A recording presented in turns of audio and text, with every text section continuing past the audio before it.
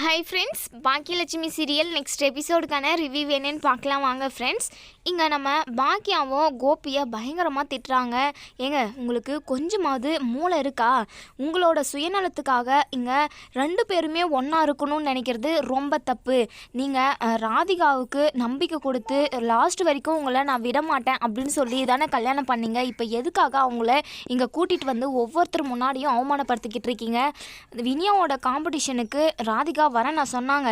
அவங்க பாட்டுக்கு ஏதோ ஆஃபீஸுக்கு போகிறேன்னு சொல்லிக்கிட்டு இருந்தாங்க. அவங்கள கட்டாயப்படுத்தி கூப்பிட்டு அங்கே ஃபங்க்ஷனுக்கு கூட்டிகிட்டு வந்து எல்லார் முன்னாடியும் அவமானப்படுத்தி, அது மட்டும் இல்லாமல் இப்போ இனியா பார்த்தீங்களா, அவங்க மேலே இருக்கிற பாசத்தினால ராதிகாவை திட்டி அனுப்புகிறாங்க. இதெல்லாம் நல்லா இருக்காங்க? இப்போ எல்லா பழியுமே ராதிகா மேலே தான் விழுந்திருக்கு. இதெல்லாம் பார்த்துக்கிட்டு நீங்கள் சும்மா இருக்கீங்க? ராதிகாவை நல்லா பார்த்துப்பேன் அப்படின்னு சொல்லி தானே அவங்களுக்கு நம்பிக்கை கொடுத்து தானே அவங்கள கல்யாணம் பண்ணீங்க நீங்கள். அதெல்லாம் உங்களுக்கு ஞாபகத்துக்கு இல்லையா? தன்னோட பொண்டாட்டியை சந்தோஷமாக பார்த்துக்கணும், யார் முன்னாடியும் அவமானப்படுத்தக்கூடாது. அவங்க அப்படியே அவமானப்பட்டு நின்றாலுமே அந்த அவமானத்திலிருந்து காப்பாற்றணும். அதுதான் நல்ல புருஷனுக்கு அர்த்தம். அவங்க எந்த தப்புமே பண்ணாமல் இனியா கிட்ட திட்டு வாங்கிக்கிட்டு இருக்காங்க. அதை பார்த்துட்டு சும்மா இருக்கீங்க? எல்லா தப்பும் உங்கள் மேலே தானே. நீங்கள் பண்ணதுனால தானே ராதிகாவே ஃபங்க்ஷனுக்கு வந்தாங்க. எல்லா தப்பையும் உங்ககிட்ட வச்சுக்கிட்டு மற்றவங்க மேலே பழி போட்டுறப்ப நீங்கள் சைலண்ட்டாகவே இருக்கீங்க. இந்த இனியா இவ்வளோ பேச்சு பேசுகிறா. நான் எது பேசினாலும் என்னை யாரும் பேசவும் விடுறதில்ல.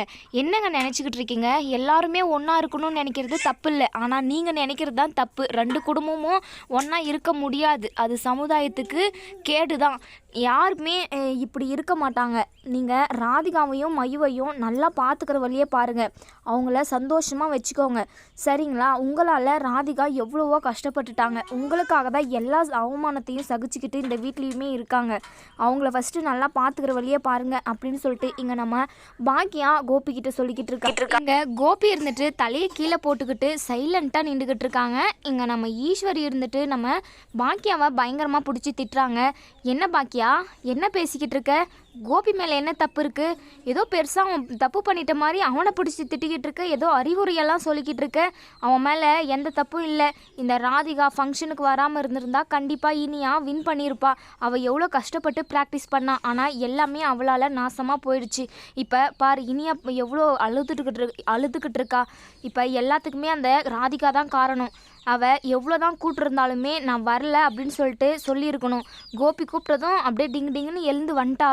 அவள் வராமல் இருந்திருந்தா எல்லாருமே சந்தோஷமாக போயிட்டு வந்திருப்போம். இனியாவும் இப்போ சந்தோஷமாக வந்திருப்பா. இப்போ இனியா தானே அவங்க காலேஜில் எல்லார் முன்னாடியும் அவமானப்பட்டு வந்தா. அங்கே இருக்கிறவங்க எல்லாருமே இனியாவை எவ்வளோ அவமானப்படுத்தினாங்க. ஏதோ கோபி தப்பு பண்ண மாதிரி கோபியை பிடிச்சி திட்டிக்கிட்டு இருக்க, அவனுக்கு அறிவுரையெல்லாம் சொல்லிக்கிட்டு இருக்க. விட்டா நீயே கோபியும் ராதிகாவையும் இங்கேருந்து துரத்திடுவ போல்.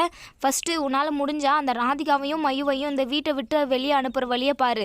கோபியை பிடிச்சி திட்டுற வேலையெல்லாம் வச்சுக்காத. ஏன்னா அவன் மேலே எந்த தப்பும் இல்லை. அவனுக்கு ஏற்கனவே உடம்பு சரியில்லாமல் இருக்கான் அப்படின்னு சொல்லி இங்கே ஈஸ்வரி சொல்ல, நம்ம கோபி இருந்துட்டு அச்சோ அம்மா எதுவும் பேசாத, கொஞ்சம் சைலண்ட்டாக இருமா, எல்லா தப்புமே என்னோடதே தான். நான் தான் ராதிகாவை கம்பல் பண்ணி கூப்பிட்டேன். நான் கூப்பிட்டதுனால தான் ராதிகாவுமே வந்தான்.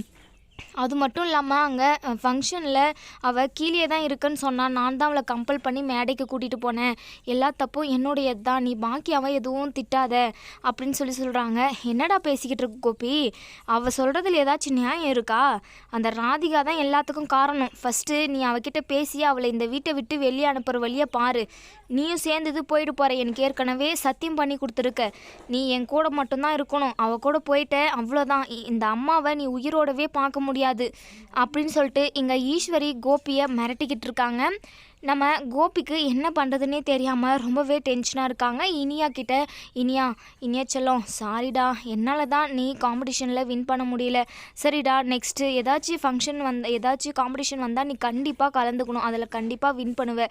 டேடி உனக்கு ஃபுல் சப்போர்ட் பண்ணுறேன். சரிடாம்மா, என்ன மன்னிச்சிடுறா, என்னால் தான் நீ வின் பண்ண முடியாமல் போயிடுச்சு அப்படின்னு சொல்லி இனியா கிட்ட சொல்கிறாங்க. இங்கே இனியா இருந்துட்டு, போங்க டேடி, நீங்கள் பண்ணுறதே எனக்கு சுத்தமாக பிடிக்கல. எல்லா விஷயத்துலையுமே உங்களை எனக்கு ரொம்ப பிடிக்கும். ஆனால் இந்த ராதிகா ஆண்டி விஷயத்தில் தான் எனக்கு சுத்தமாக உங்களை பிடிக்கல. நீங்கள் எப்போ ராதிகா ஆண்டியை இந்த வீட்டை விட்டு வெளியே அனுப்பிட்டு நீங்கள் எங்கள் கூட இருக்கீங்களோ அப்போ தான் நான் உங்கள் கூட பேசுவேன். அது வரைக்கும் உங்கள் கூட நான் பேசவே மாட்டேன். என் முகத்துலேயே முழிக்காதீங்க டேடி. நான் எவ்வளோ கஷ்டப்பட்டு காம்படிஷனில் வின் பண்ணணும், லாஸ்ட்டு ஃபைனலில் நான் தான் ஃபஸ்ட்டில் வரணும்னு நினச்சேன். ஆனால் அது நடக்காமல் போயிடுச்சு. எல்லாமே அந்த ராதிகா ஆண்டியால் தான் அப்படின்னு சொல்லிட்டு திரும்பவும் எங்கள் இனியா சொல்ல எங்கள் பாக்கியாவுக்கு பயங்கர கோவம் வருது. என்ன இனியா, படிச்சிருக்குல்ல, உனக்கு சுத்தமாக அறிவே இல்லையா? எதுக்காக ராதிகா மேலேயே நீ பழிய போடுற? எதுவாக இருந்தாலும் யார் பக்கம் நியாயம் இருக்கோ அவங்க பக்கம் தான் பேசணும். படிக்கிறே தவிர உனக்கு சுத்தமாக புத்தியே இல்லை. உன்னை படிக்கவே அனுப்பியிருக்கக்கூடாது. ஃபஸ்ட்டு உனக்கு கல்யாணம் பண்ணி இந்த வீட்டை விட்டு நான் துரத்துறேன் இரு அப்படின்னு சொல்லி இங்கே பாக்கியா சொல்ல இங்கே ஈஸ்வரி இருந்துட்டு, என்ன பாக்கியா சின்ன பிள்ளைகிட்ட என்ன பேசிக்கிட்டு இருக்க? ஆமாத்த, நான் பேசிக்கிட்டு இருக்கிறதெல்லாம் கரெக்டு தான்.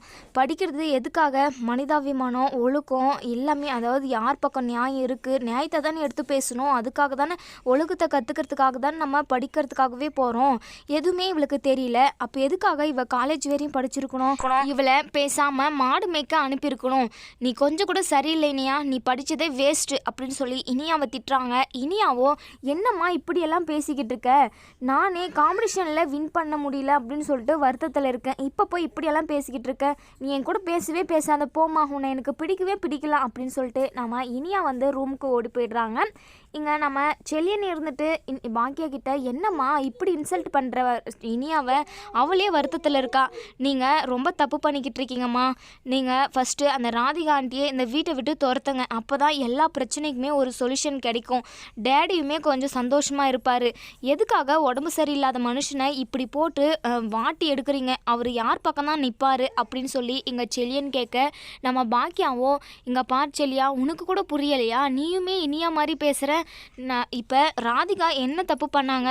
அவங்கள பிடிச்சி வீட்டை விட்டு வெளியே தள்ளுறதுக்கு. அப்படியே வீட்டை விட்டு அவங்க போனாலுமே கூடவே உன் அப்பாவும் தான் போகணும். ஏன்னா நம்பிக்கை கொடுத்துருக்காரு.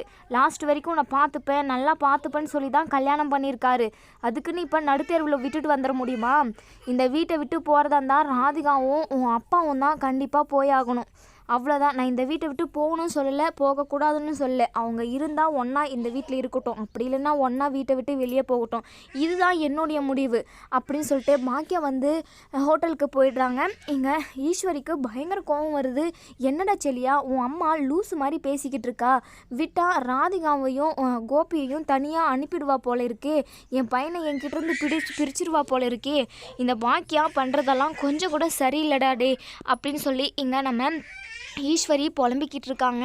நம்ம கோபி இருந்துட்டு, அச்சோ ராதிகா ரொம்பவே வருத்தத்தில் இருப்பா, இனியாவோ கண்டபடி பேசிட்டாலே அப்படின்னு சொல்லிட்டு நம்ம ராதிகாவை சமாதானப்படுத்துறதுக்காக இங்கே நம்ம கோபி வந்து ராதிகா ரூமுக்கு போகிறாங்க. ராதிகா வந்து கண்ணில் தண்ணீரோடு உட்காந்துக்கிட்டு இருக்காங்க. என்ன ராதிகா, அழுவுறியா அப்படின்னு சொல்லி கேட்குறாங்க. ஆமாம் கோபி, உங்களை கல்யாணம் பண்ணல, அதுக்காக நான் அழுதுகிட்டு தான் இருக்கணும். ஏற்கனவே ஒரு கல்யாணத்தை பண்ணேன். அவன் குடிகாரன். அவன்கிட்ட நான் அனுபவிக்காத கொடுமையெல்லாம் அனுபவித்தேன். அதுக்கப்புறம் நீங்களையாச்சும் என்னை நல்லா பார்த்துப்பீங்க, உங்கள் கூட இருந்தால் கண்டிப்பாக நான் சந்தோஷமாக இருப்பேன், என் பொண்ணும் சந்தோஷமாக இருக்குன்னு சொல்லி தான் உங்களை நான் கல்யாணம் பண்ணேன். ஆனால் நீங்களுமே இப்படி என்னை நடுத்தருவில் விட்ட மாதிரி விட்டுட்டீங்களே கோபி. உங்கள் பொண்ணு இனியா என்னெல்லாம் பேசுனாங்கன்னு பார்த்தியா? நான் இனி இந்த வீட்டில் இருக்கவே எனக்கு சுத்தமாக பிடிக்கல கோபி.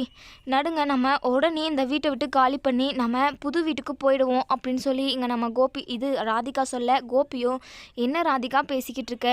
நான் இந்த வீட்டை விட்டு உன் கூடவே வந்துட்டேன்னா கண்டிப்பாக அம்மா வருத்தப்படுவாங்க. ஏற்கனவே அவங்க அப்பாவை பிரிஞ்சு ரொம்பவே வருத்தத்தில் இருக்காங்க. இப்போ நானும் அவங்கள விட்டுட்டு போயிட்டேன்னா கண்டிப்பாக அவங்க ரொம்ப ஃபீல் பண்ணுவாங்க ராதிகா அப்படின்னு சொல்லி சொல்கிறாங்க.